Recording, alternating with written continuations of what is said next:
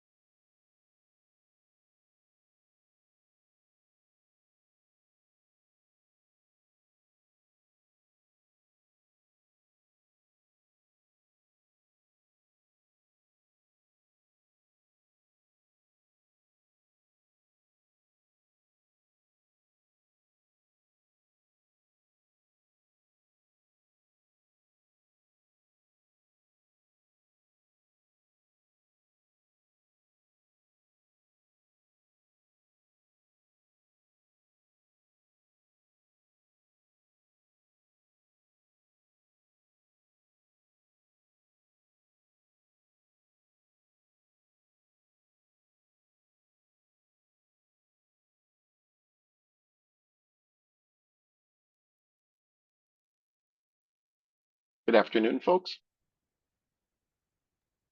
Hey, Brett. Can you check the attendees and see if Greg Travis and who else? Bob Patty. Bob Patty is, Is it? oh, there they are. Good to see you, man. Yes, Great. I'm here. This is Bob Patty.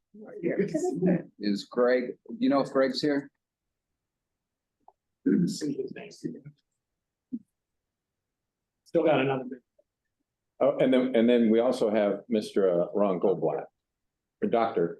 Ron Goldblatt. I'm here, thank you. Should we turn on the camera? How do I do?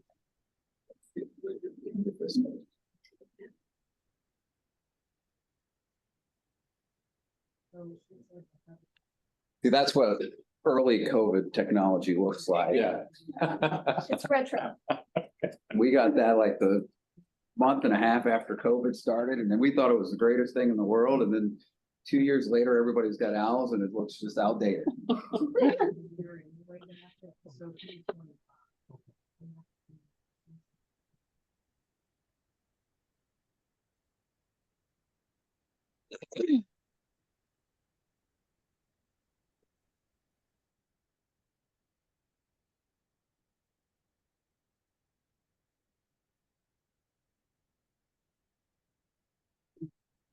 Greg indicated that he was going to attend by Zoom. Yeah. Try. Yeah, I thought he said the word try. Okay. Yeah, so I wait a couple minutes. I sent him the Zoom link because I couldn't get on our county website. So, Yeah, I I heard it was because down. I think we don't have enough semiconductors here. So- Yeah. Yeah. If we had more, then obviously we would be good.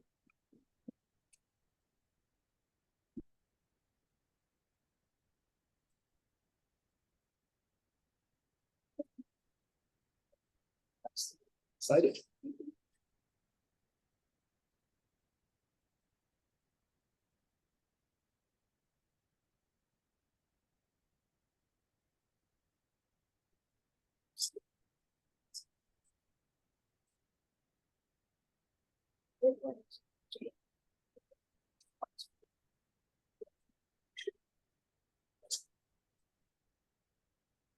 But host around on your desktop. I think she's great. Yeah. She was. Mhm. It was a surprise. Yeah. She's- No, it's this- this one. There were any, there, so. Well, no, I mean, you guys, there's just like an extra on mine. Yes, you can have mine. if you can. Sure. Yeah, I've I got printed that. out. Great, on my- okay, all right. I can print some more if we need it. Yeah, I can donate mine too. I already have a copy. Run around.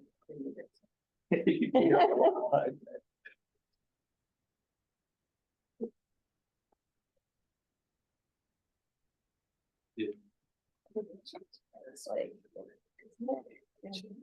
This one.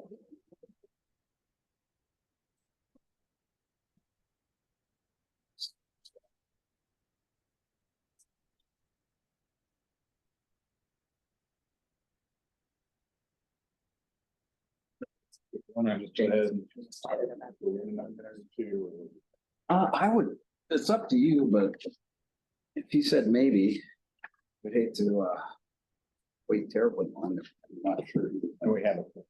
Yes, we have. All right, then let's go ahead and get started. My name is Fred Schultz, and I am the chair, president, grand poobah of the Monroe All County three. Economic Development Corporation. Monroe County Economic Development Commission, right? Forgive me. I don't know my title and I don't know what I'm head of. So we are here. It's noon on Friday, December 1st. And I think we have to do a roll call. If that is correct. Sure. Commissioner Schultz, I'm here. Commissioner Sandberg. Here. And I believe Commissioner Travis is not here, but he may attend, and if he does pop on, we will note that for the record. All right, and regardless, we do have a quorum with two of the three of us being here.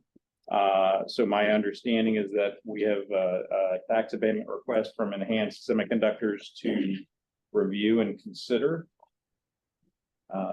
You want me to kick things off? Yes, if you would, please. Well, we received a tax abatement application on Wednesday. We did have some heads up knowing that it was coming, so we had this meeting scheduled. I will go through, I think there are three main reasons why I think this is something that we should really consider for the county. The first is that this is going to be located within the former GE building that Cook now owns. And a little background on that from a economic development county perspective is that that was in our West Side TIF district. And we were trying to figure out or at least staff was trying to figure out how much of our TIF revenue was going to have to go into that building to make it marketable. Luckily for us, in 2017, 2018 timeframe, Cook Incorporated stepped up, bought the building. We carved out its own TIF district, and we actually issued a TIF bond on that. That TIF bond was never fully utilized. I think the closing costs were the only expenses that have currently been pulled from that.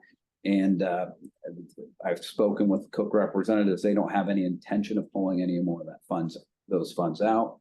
But that was for the revamping of the building.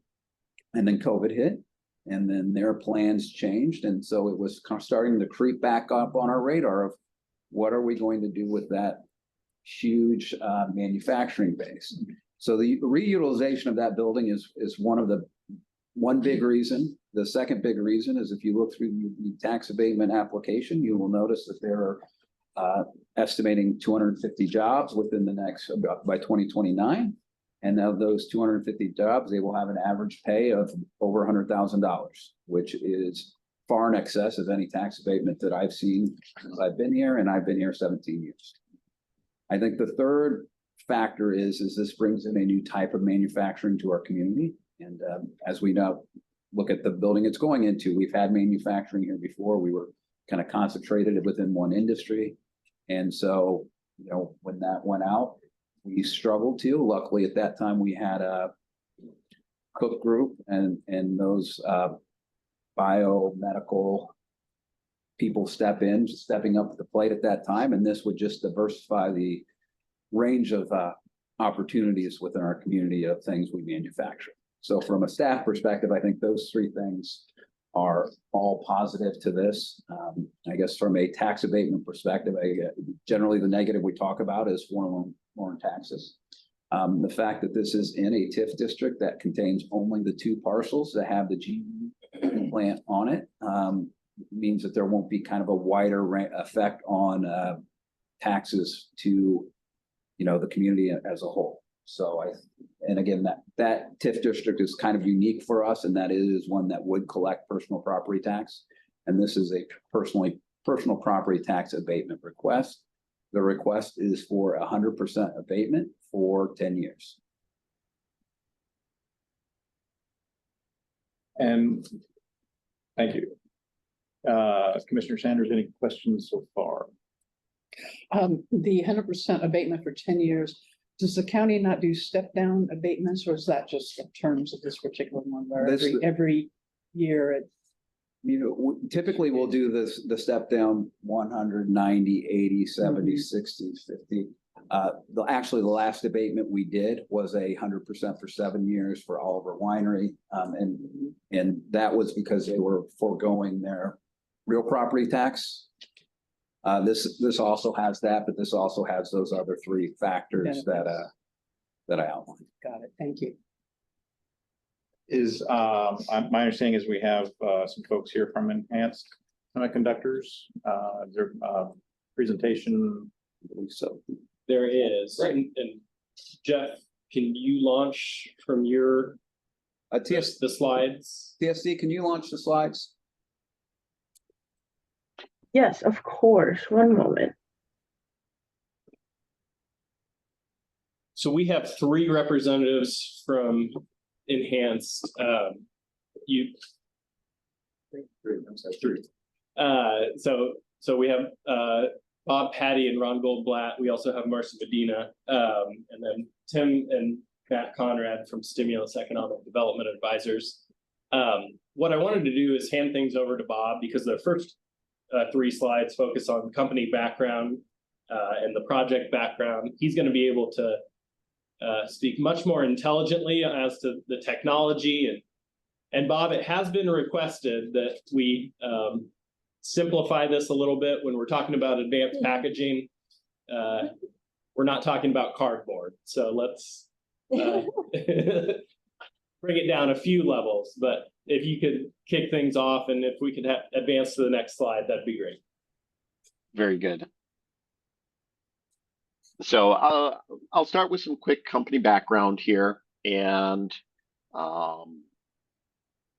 then I probably will be between this slide and the next slide. I'll talk a little bit about what advanced packaging is, what we do as a business. So Enhanced is a 7-year-old company now, close to 7. It is the spin out of another company I founded back in 1999. It has, that company was actually, the assets were sold off and Enhanced. I personally purchased one of the factories that we had in North Carolina. My business partners in the previous venture continued doing licensing of the underlying advanced packaging technologies. And we took the facility. We have licenses to all of that technology moving forward. Today, Enhanced, building on more than 20 years experience, we are internationally known for the advanced packaging we do. We're the go-to guys in many aspects. The headquarters is in Illinois, and that's where I'm sitting today. We have a fab in North Carolina. That fab was established in 1999 and was owned by Tezeran, the predecessor to Enhanced, and has been in continuous operation for more than 20 years. We also have a package assembly capability now in Odin, Indiana at Westgate. That facility is to do assembly after the kinds of things that we do in North Carolina and will be doing in Bloomington. And we have broken ground on a dedicated DoD fab facility at Westgate also. And we anticipate moving into that facility in 2026. So that is, at some level, it will have a similar but focused effort for the Department of Defense. So let me talk a little bit of what about in advanced packaging is. In semiconductors today, when you build an integrated circuit, and an integrated circuit is contained in those black packages with, sometimes the silver legs hanging out from them when you see the inside of an electronic box. The semiconductor, the chip inside of that, is about the size of your pinky nail. And within that device, there is one layer of transistors, and it can have 2 to maybe 12 layers of wire. That entire envelope of electronics is very small. It is about a fifth of a human hair in thickness for the electronics, and spreads that thumbnail size piece of silicon. The chip itself is much thicker. You can think of the electronics, if that's the first story of a building, it has a foundation that is hundreds of feet deep. That is used to make this a stable surface for that electronics. And that is the way semiconductors have been built for the last 50, going on 60 years now. What we've done in advanced packaging is Enhanced has developed ways of taking that very thin layer of electronics, the one-story building, and we build multi-story buildings. So we still have that foundation, but instead of having just one story on it, we have multiple stories we're building. We're building skyscrapers. Now, our skyscrapers today, for the most part, are just 2 or 3 story buildings, but they are multi-story buildings in a world that is made of one-story buildings. The advantage to this is the distance between those transistors. You can think of today when people build chips, it's like building a very large one-story building. And to get from one point, one corner of the building to the opposite corner of the building, you have to walk a long distance. And it takes you a lot of energy to do that, and it takes you a lot of time to do that. And in electronics, it works the same way. It takes a lot of time and energy to get from one corner of the chip to the other.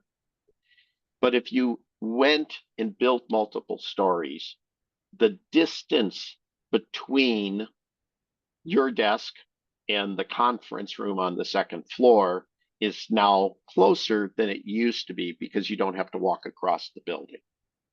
That reduces the amount of power, and it makes the electronics run faster. So at some level, you get all the benefits. There's no reason, there's no detraction to doing this other than it's a sophisticated technology to practice, which Enhanced now has 20 years of experience doing. So it addresses reducing the power footprint for electronics. Enhanced is part of the DOE initiative to reduce data center power consumption by 3 orders of magnitude across the next 20 years. This is a very important thing when it comes to global warming. We're one of the founding members of that organization. I think they're up to, 60 or 70 companies that have signed onto this initiative. Many of the other companies you would have heard of, like AMD, I believe Intel's a member of it, other large organizations. But the way that we do it allows you to have not only better power efficiency, but to have higher performance. So we bring that all together at once with our manufacturing process. And in fact, the industry generally agrees that this is the next generation of semiconductors. It gives more value at a much lower cost of implementation than continuing to make smaller and smaller transistors, which in fact, over the last 10 years, smaller transistors now cost more. It is the opposite of what has been true for much of the last 50 years in semiconductors.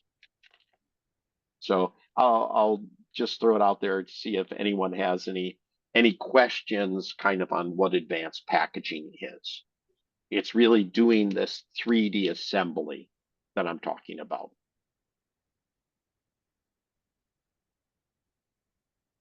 Okay, I'll move on then. So for the project background, we are part of the initiative to onshore, there we go, to onshore semiconductors. We talk with the Department of Commerce, quite a bit. We actually are interacting with the Department of Commerce on some of their programs to make this technology better. It's in the area of metrology and test. I won't go into the specifics of that, but we are active at a national level. Enhanced is known worldwide as being the leader in advanced packaging. We're specifically looking to address the commercial markets in the space that is growing. The unique thing about this advanced packaging technology is it allows small companies to enter the semiconductor market. They've been driven out of it over the last 20 years because of the very high costs associated with building new semiconductors. That cost is significantly reduced with this advanced packaging approach. We have a lease that is in negotiation for the Cook Medical Building on Curry Pike. It is a good fit. It takes the baseline clean room that was constructed. We're going to have to do some additional work in that space to facilitate it, and then we will be moving in a significant amount of semiconductor equipment. It is our hope and desire that we would be in production at this site by the end of next year. Next slide, please.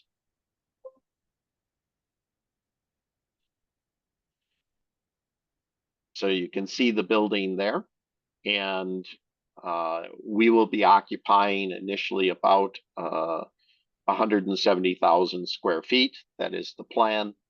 We do have other folks that we work with and are interested in perhaps some of the other space in industries that are kind of adjacent to the kind of work that we do. So I expect that we will be able to help fill more of the building over the next several months. Next slide, please.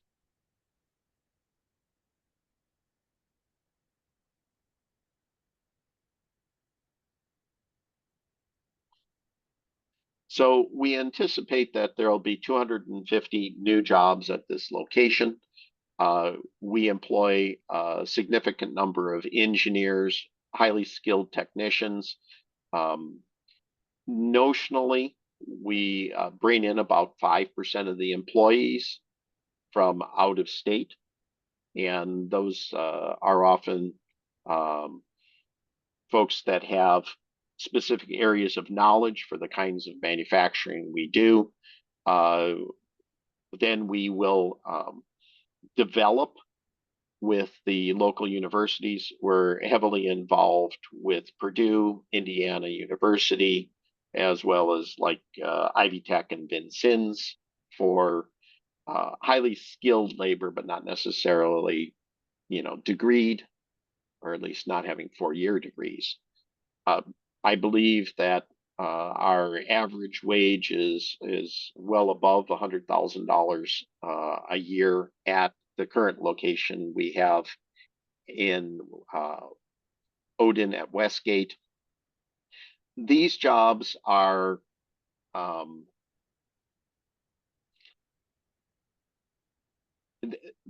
they're very skilled. You're a professional in what you're doing. They're not machine operators. We have certainly some level of people that we employ in unskilled labor, but a lot of it we would classify it as very skilled labor.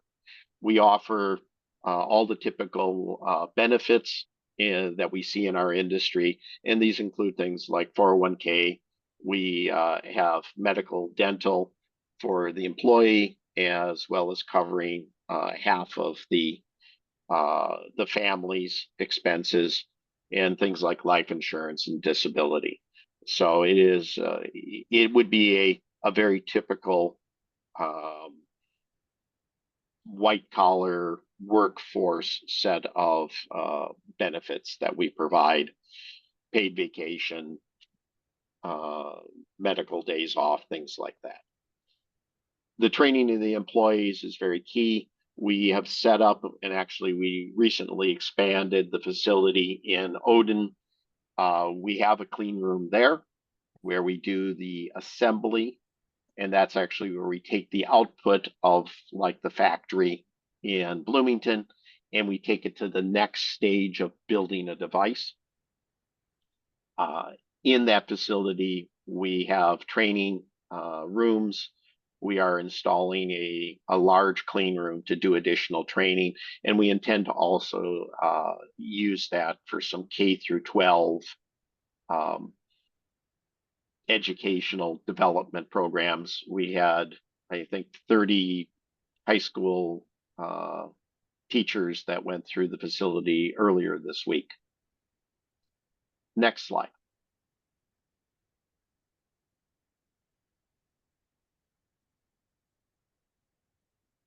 So the vast majority of our investment is in bringing in equipment.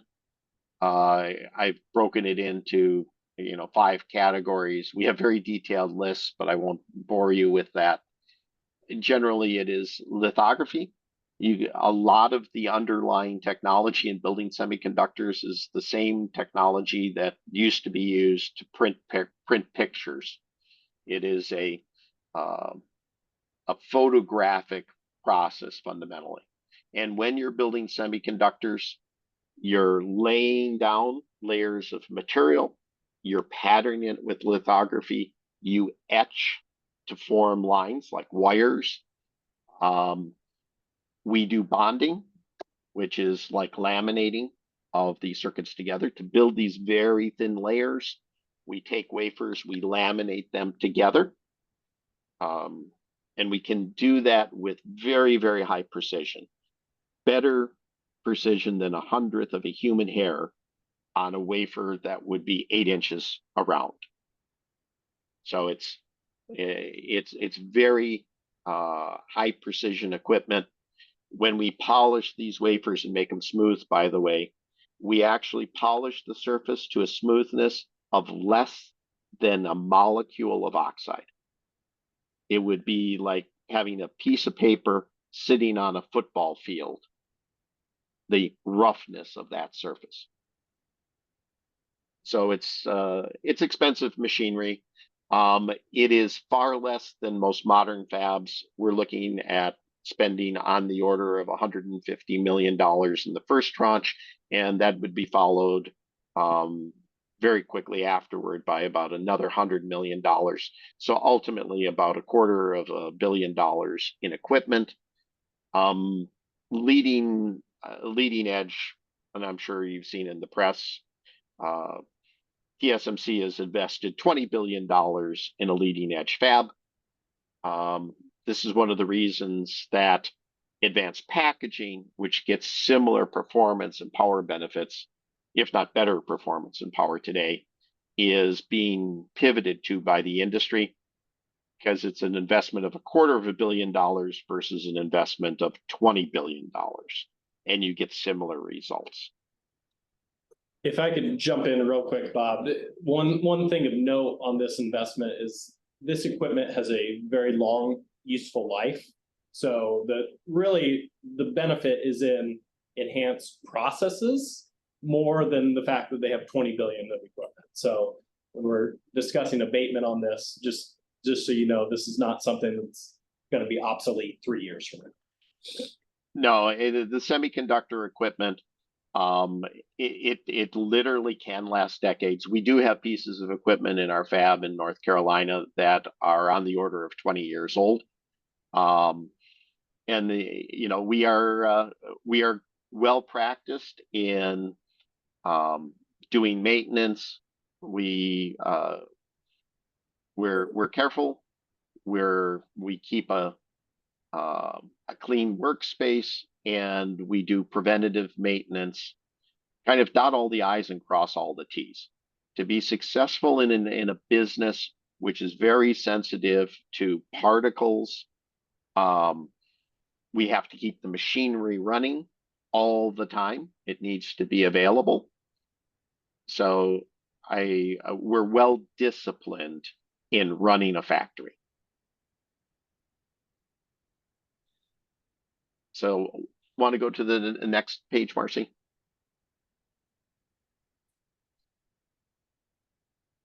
It'd be great. Yeah, go back one. So we'll go through the project benefits quickly. Just to summarize, we're making an investment in an underutilized building. We're creating a lot of high-paying jobs. We expect that there will be many other jobs adjacent to this, that, you know, we're creating an ecosystem. We already do collaborate with the local universities. We work with Andrew Lukather over at IU on a variety of projects. So I think that this is planting a seed for an industry that will bring a fair amount of prosperity to your community. And with that, are there any questions? I have I do have a question, Jeff, just to make sure that knows, so the cost of the abatement, assuming that it's all approved by commissioners and council and us, the cost to the county would be, is it 2 million? No, or am I missing something?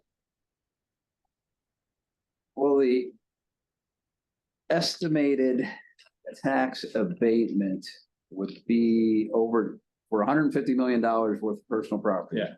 Over 10 years would be approximately $9 million. 9 million, And- 8.8. Yeah, 8.8. okay. And what, I don't know if that's in your. That document there is from Hoosier Energy. They Okay. have a system where you can plug in estimates over the years of the abatement. okay.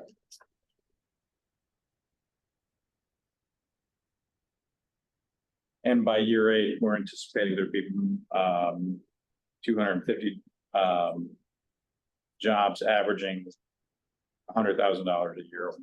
Yes, I think by 2029, which will be year, actually 5 at this Okay. point. Okay. So that would be a salary base to the community of $25 million a year in exchange for the abatement, Yes. essentially. All right. Commissioner Sandberg, any questions? No, you mentioned that the employees are mostly going to be coming from out of state. No. 5% of the employees will come from out of state. 95% we plan to home grow. Got it. And I assume this is all within the plant. There are very few virtual jobs connected with this manufacturing Correct. operation. Correct. Yeah, this is hands-on. People need to be there. Got it. Thank you.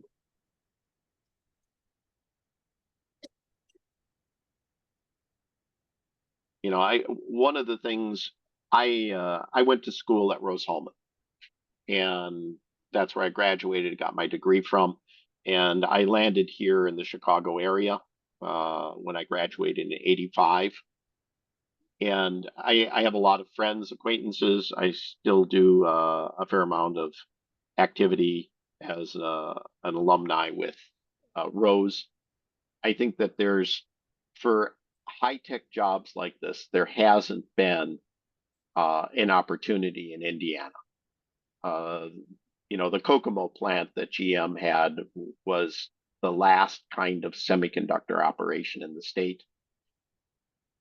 In talking with Purdue, Notre Dame, we also have some collaboration with some incubator companies up at Notre Dame. We see this as a great opportunity to keep the asset, which is generated by the universities in Indiana, actually in Indiana. You know, talking to the universities, they feel like they graduate them and, you know, they get a plane ticket and leave. There's no reason that has to occur. Having the opportunity in Indiana is, I think, is of significant value to the long-term interests of the state. Being able to have a significant high-tech industry near Indianapolis in your community, working with your educational institutions. And I agree with all of that, and I wanted to make sure just that we certainly asked the question as to the cost to the county. I'm comfortable personally with the trade-off. I think it's and I agree with you. I think it's a wonderful opportunity to capture talent here coming from IU, coming from that dreaded school up north. And if you spend any time in Terre Haute, which it sounds like you did, I'm not surprised that you didn't stay there. Our community's better, right? I mean, right, we're selling our community, so our community's better. Questions, any discussion further? I can comment as well. And so I'm Jen Pearl. I'm the president of the Bloomington Economic Development Corporation. And first, we wanted to thank you for your time and thank the county for their consideration of the investment. And also thank you to Mr. Patty and the Enhance team. We've been really pleased to work with you all for actually the bulk of this year now in considering the possibility for this project and getting them connected with opportunities here. We see this as an amazing opportunity for Monroe County because it's actually happening on a backdrop of some once in a generation opportunities. So the US CHIPS and Science Act, Indiana Ready, and other major investments are driving billions of dollars into local communities. And the local communities that are kind of positioning themselves to capture those opportunities are the ones that can build a really strong future. Mr. Patty had mentioned the ecosystem that we're looking to build here, and this is really like the first domino for the industries that we're trying to build and support. If we look into our history, we know that we went from furniture making to manufacturing to life sciences, and we're really trying to innovate into what's next. That's always been our strength as a community. That's an opportunity alongside redeveloping an old brownfield, which is really exciting as well. Enhanced, they're a leading US-based design and manufacturing innovator in this space with really deep expertise, which is very unique in the field because so much of this is, happens overseas. And the microchips and everything that they are working on with the advanced packaging also has national security and global competitive considerations as well, which is fantastic. So their proposed investment of $150 million is actually one of the largest investments that our team has seen in almost the last 4.5 to 5 years. Their plans to hire 250 employees at the average annual wage of about $100,000 outstrips our median household income, which is around $54,000 a year, and that's according to the US Census. And this is especially critical because our local private sector average hourly wages actually lag the statewide average. So that's around $27 an hour here, and it's just shy of $30 an hour for the state.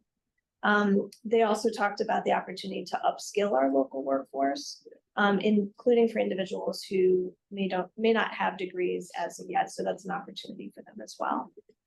The abatement request will help them to invest more quickly. So also teaming up with Cook in our community, we're really excited about that opportunity as well. So we support this project. We're really grateful for your time and for your consideration. Any other comments? Absolutely. I just wanted to add just a couple of points building on what you had just said. The kinds of things that we build, we do things like quantum computer parts. So at the very leading edge of that technology, we're one of a few manufacturers in the world, one of, I think, 2 currently in the United States. We build medical devices. We've worked with Medtronic in the past, primarily in the area of implantable devices. So we have some crossover into the biomedical area. We've done flow cytometer type devices for DNA sequencing in the past. We also do optical compute. This is another next generation technology, which has hopefully will have significant impact on the ability to reduce the power of data centers. So this is a very important bleeding edge green technology that we help foster. So we're very active in many of these areas that have widespread implications in industries well outside ours. So that was the only thing I wanted to add. Thank you. Thank you. My name is Jeff McKim, and I sit on the county council here, so I'll get to. I look forward to supporting this request on our next council meeting. But I just had a couple of quick questions. I was wondering if you'd be very informative presentation. Thank you, and I'm really excited about the project. Are there any particular emissions or distinctive hazardous wastes that are created by any of your processes? No, there are not. Because we're in the back end of line, that's what they call it for semiconductors. We deal with the metal wiring. We primarily use copper. The only discharge, the only unique thing about the discharge that we have in the waste stream is that it contains copper. There's no heavy metals. I don't think we use any heavy metal in any part of our processing. The primary metals are copper and aluminum. Beyond that, we're using glass, nitride oxide, silicon. We do use a variety of acids to etch, but those are neutralized. Anything that is of a hazardous waste concern, we conserve. It's not discharged to the air or into the water waste stream. It's conserved, and we have that treated offsite. We contain it in the building. We don't do outside storage. We don't do offsite storage. And I can tell you, I've been operating the facility in Indiana in North Carolina for close to 20 years. We have never gotten any citations. We work with the community there. We are audited by the local water municipality. We have real-time monitoring of our water waste streams. So I feel that we are not only compliant, we're good citizens when it comes to having a clean industry. We are certainly as clean as I think you could possibly have in a light manufacturing environment. Thank you. And then I guess my other question was that I understood you to say you were hoping that the factory would be in production by the end of 2024. That is correct. And is that at full employment then, or is that going to grow over time? It will grow over time. I don't have the projections in front of me, so I'm going to hand wave. I probably Matt at the end of the table has all the numbers. He probably has the sheet in front of him, but I think we're looking at having on the order of 50 to 100 employees by the end of next year, and then it'll be kind of a linear ramp over time. I believe that we are actually ahead of schedule at our Westgate site. Just anecdotally, the building there is actually behind schedule. We broke ground a year ago. Unfortunately, the developer hasn't gotten very far with it yet, but we did, to be proactive. We leased originally 12,000 square feet there. We added another 20,000 square feet. We have 20 employees or so already there. And so as backward looking at what's happening there, we are running ahead of schedule in our growth there. So I think we tried to be reasonable and conservative. The industry is growing dramatically. There was a recent report, and actually Enhanced was named in that, on the growth of chiplets over the next decade. It has a compounded annual growth rate more than 70%. So it's rapidly growing worldwide, and Enhanced was one of maybe 10 companies they named worldwide as companies to follow. So we are undergoing a lot of growth. We've had more than 300% growth in our business this year. We're anticipating 200 to 300% growth each of the next 2 years. Thank you very much. Any other questions or comments or observations? I thank Jeff for the environmental impact questions. So, all right, well, I believe we were at the point, are there any anyone from the public who is attending who would want to comment? All right, having heard none and also noticing that there was, of course, as required, a public notice of the meeting posted. I will call a vote. I think what you What do we want, need to do next? What do we need to do next, Council? I think what you need to do is have a motion approving the recommendation to the Monroe County Council, and then you get to make a choice.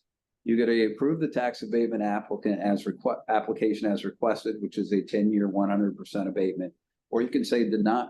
You can recommend denial of the tax abatement application, or if there's another choice in there between those two that you want to consider, that's fine as well. But we usually put what they asked for, no, on the sheet, so you Correct. guys, so they know you made a decision. Okay.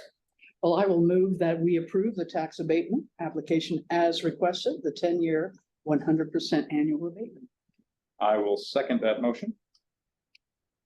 And now do I call for a vote? You can call for a vote. Okay, I will now call for a vote on the motion. Commissioner Schultz, I vote to approve. Commissioner Sandberg, Yes, I approve. and I will note for the record that Commissioner Travis was unable to make it, so motion passes unanimously 2-0. All right. I will sign and Commissioner Sandberg.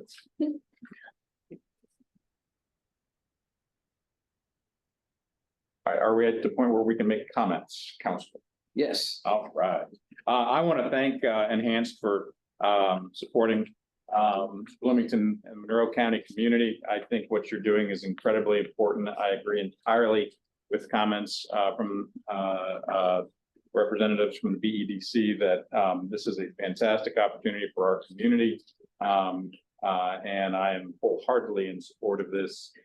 It's exciting to be a part of a real project that from the CHIPS and Science Act that will absolutely help move this community into, you know, the next 5 or 6 decades. And I'm very excited. I remember moving to Bloomington when that plant was something else, and then seeing the evolution over time. It's very exciting to see that we're moving in this direction. So thank you for choosing us. Well, thank you very much, and I look forward to working with you guys in the future. I will second all of that. I see absolutely no downside. And I'm actually very excited about the diversity of the differing kinds of industry that will be coming. Thank you. With those comments, any comments for the good of the order? May I make a Absolutely. public comment? Just in addition to thanking Enhanced for coming here, I really want to thank the BEDC for bringing this project. This is, you know, our partnership with the BEDC is incredibly important, and we really appreciate what you guys do in the thoughtful way in which you approach economic development in this community. Thank you so much. Thank you. And we're grateful to Marcy Medina, who made the connection with Enhanced. And thank you to everyone here and to Stimulus and everyone for your partnership. So you said the next step is this will go to, since it's in a TIF district, it has to be approved by the county commissioners, and I intend to have that on the agenda for next Wednesday. And then ultimately it'll go to the county council at their December 12th meeting. And since this was designated an economic revitalization area when Cook's activities, that is still in place, so it doesn't require the 2-month process that we normally look at when we do these things. So it feels quicker because it is, but that's only because the analysis of this area and whether it needs this kind of support is already occurred. All right. Thank you so much. All right. Thank you very much. Thank you. Then we are adjourned. Thank you very much. Have a good weekend.